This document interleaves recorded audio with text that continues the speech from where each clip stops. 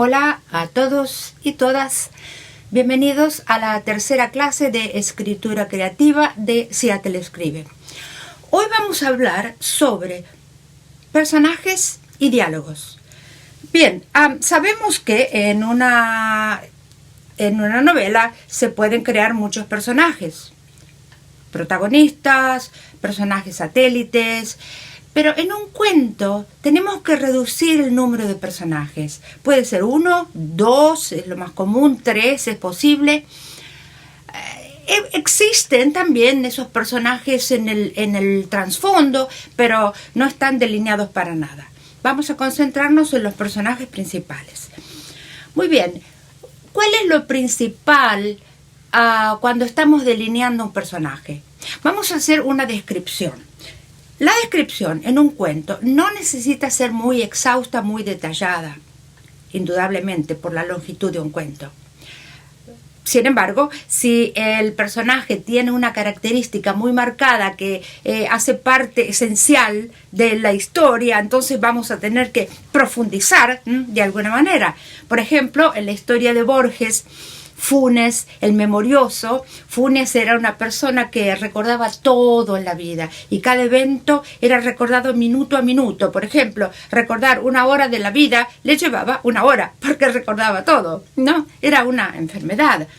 Entonces Borges tuvo que describir eso, pero se limitó a describir esa parte, no su aspecto físico u otras características.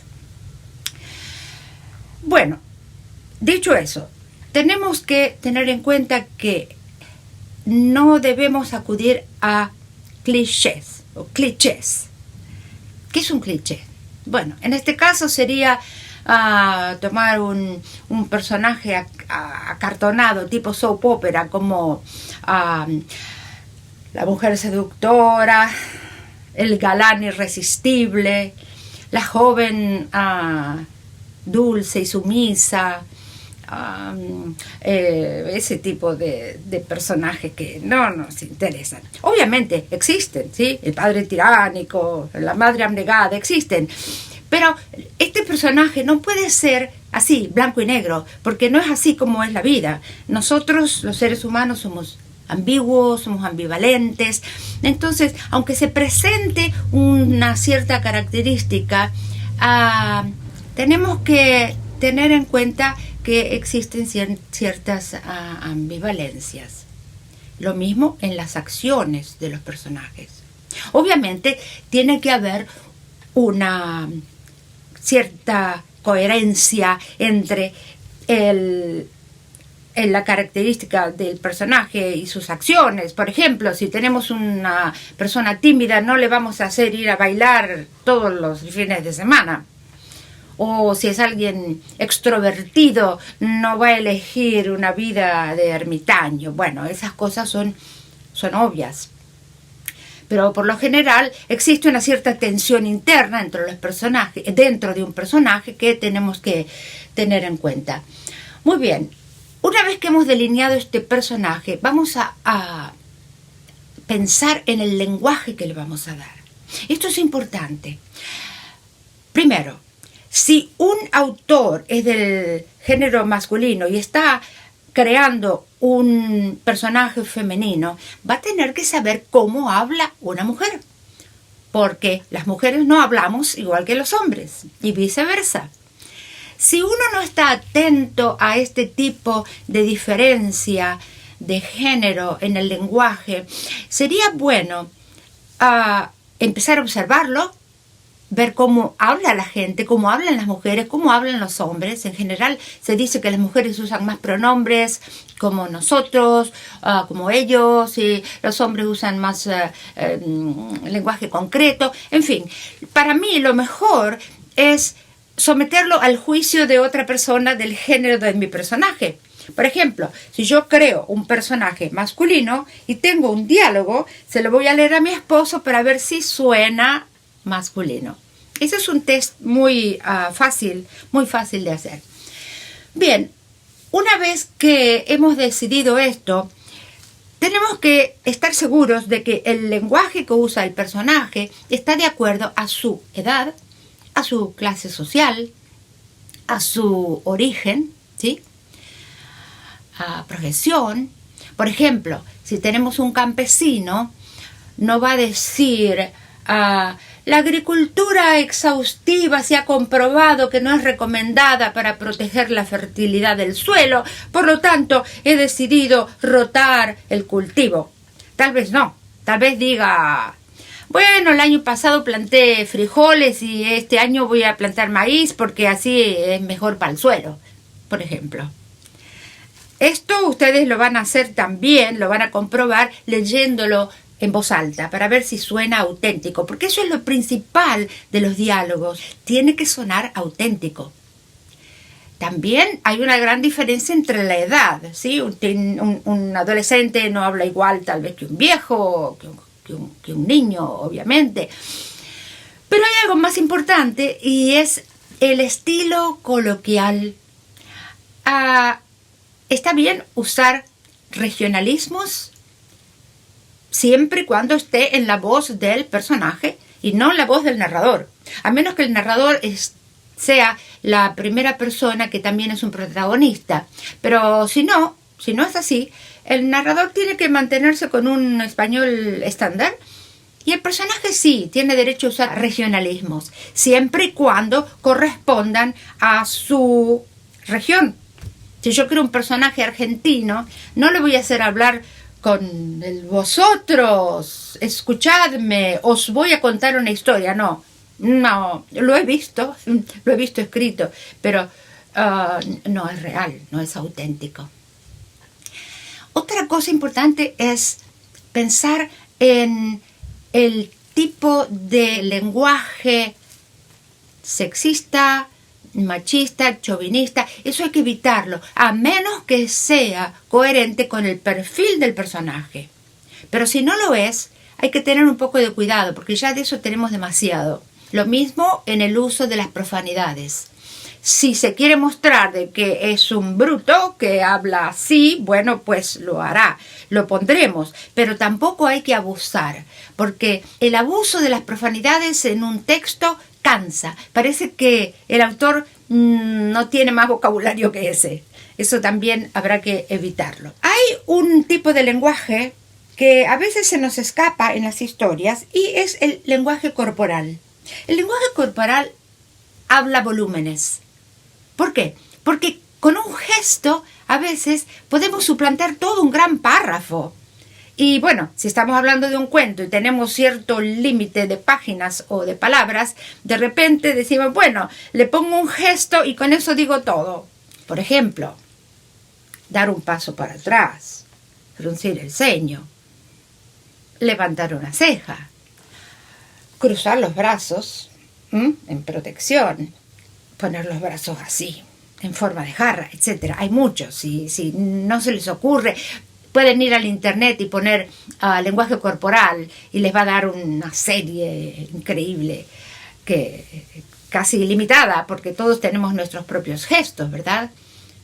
Por ejemplo, este es muy común, pero no sabría cómo describirlo en palabras. Ese lo vamos a dejar. O sea, el lenguaje corporal es otra herramienta que tenemos para hacer de nuestro personaje más vívido y dejarlo hablar con su gestualidad. Bien, otro tema sería la descripción de la ropa. No es absolutamente necesaria. Tal vez en una novela conviene, en un cuento no es necesario. Pero si decidimos que vamos a hacer una descripción, esta ropa tiene que ser funcional. O sea, puede ser la ropa de una mujer seductora, o de alguien, una ropa extravagante, de alguien que está queriendo atraer la atención. Aquí estoy, llegué. Puede ser una ropa mal combinada, de algún poeta distraído que no le importa la opinión pública, lo que digan los demás, etc. Lo que quiero decir es que tiene que tener una función, un porqué. Si no, no necesitamos describir ninguna ropa. Una nota final.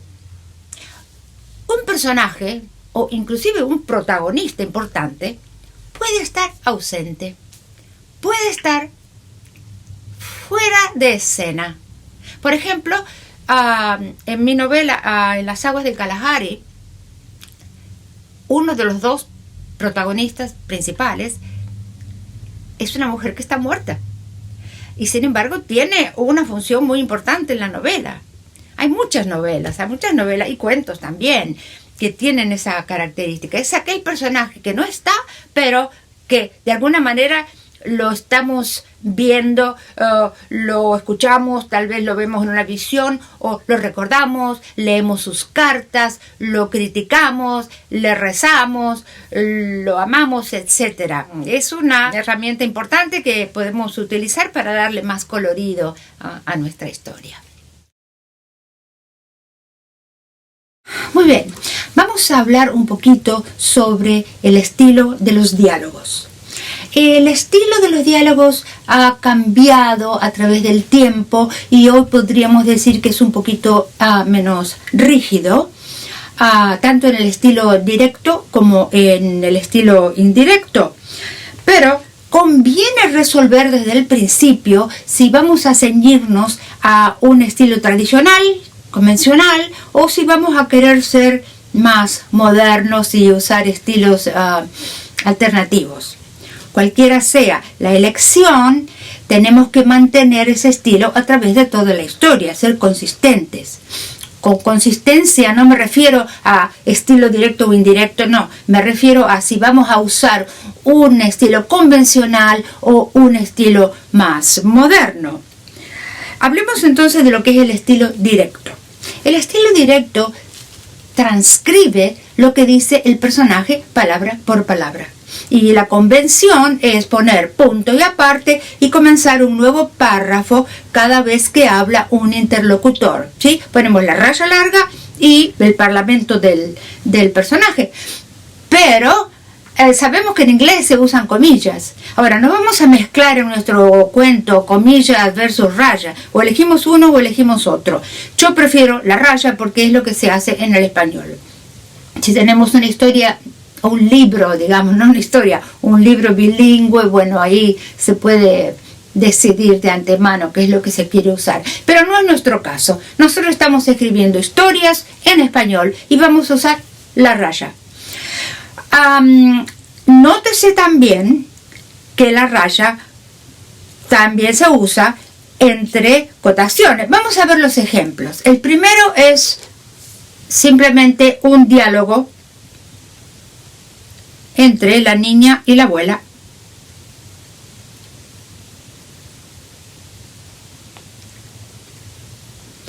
Nótese que las acotaciones también van entre rayas largas. Muy bien, existen maneras de más alternativas, como dije, y se puede tener, por ejemplo, dos personajes en la misma línea. Puede ser sin raya. Vamos a ver el ejemplo.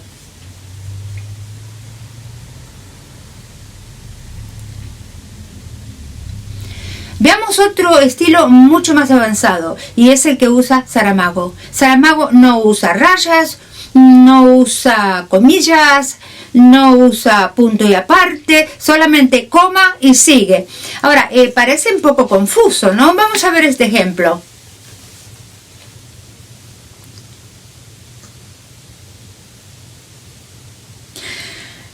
Evidentemente, una vez que estamos dentro de la historia, nos queda claro quién es el que está hablando. No sería ningún problema. Pero yo diría que al que se inicia en la escritura, yo le diría que se atenga a un estilo más convencional, porque no sabemos cuál es el juez que nos va a juzgar. No sabemos si les va a gustar ese estilo. Me refiero a quien está escribiendo para un concurso. Ahora, si están escribiendo su obra maestra y, bueno, pueden hacer lo que quieren. Muy bien. Vamos a ver otro ejemplo.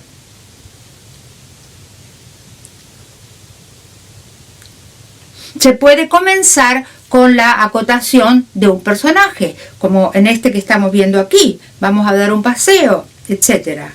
En todo caso, lo importante es que mantengamos la consistencia en el estilo que elegimos y que el diálogo suene auténtico, ¿sí? Entonces, cuando terminamos una historia tenemos que revisarla y ver si los personajes están hablando de una manera auténtica, si suena bien, si suena real. Muy bien, pasemos ahora a hablar sobre el discurso indirecto. El discurso indirecto transcribe también, más o menos, lo que se ha dicho, pero no con la inmediatez del discurso directo que se pone raya y lo que dice el personaje. Es una forma más referente, se hace referencia a lo que se dijo. Por ejemplo, veamos esto.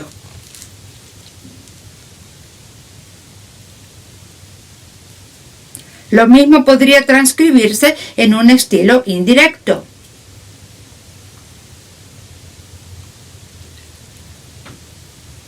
Como ven, aquí no hemos recurrido a una referencia textual, sino a una referencia de lo que no está escrito, pero pasó. También es posible ver un diálogo resumido, y esto se utiliza cuando uno quiere agilizar la escritura y pasar rápidamente a otra escena. Por ejemplo,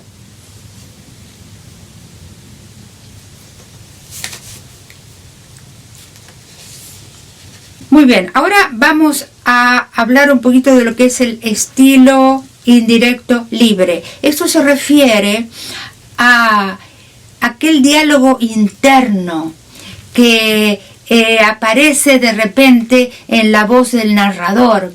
Y bueno, hay diferentes maneras de hacerlo. Algunos autores ponen unas palabras conectoras como y él pensó y ella pensó, etcétera, y abren comillas y dice lo que está pensando el personaje.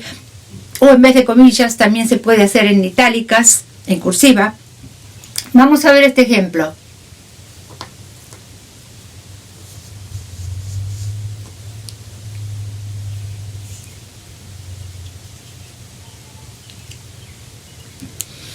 Como ven, se está refiriendo aquí al soliloquio del personaje, sus pensamientos internos, pero se puede hacer directamente, sin transición, sin palabras conectoras, sin comillas, sin cursiva, directamente. Veamos el ejemplo.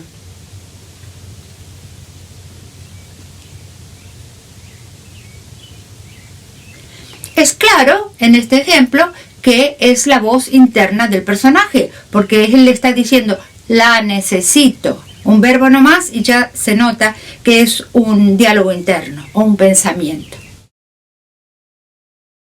Bien, la tarea que ustedes tienen ahora es volver a la historia que están escribiendo y háganse las siguientes preguntas. ¿La acción de mis personajes es consistente con el perfil psicológico que le di? El lenguaje. El lenguaje de mis personajes es consistente con su género, con su edad, con su lugar de origen, con su clase social. Finalmente veamos el nombre. ¿Tengo un nombre apropiado para este personaje? Bien, eso es para que ustedes lo trabajen en casa, pero yo también tengo una tarea para entregar. Tengo 4 alternativas, pueden elegir cualquiera de las 4. Manden un párrafo.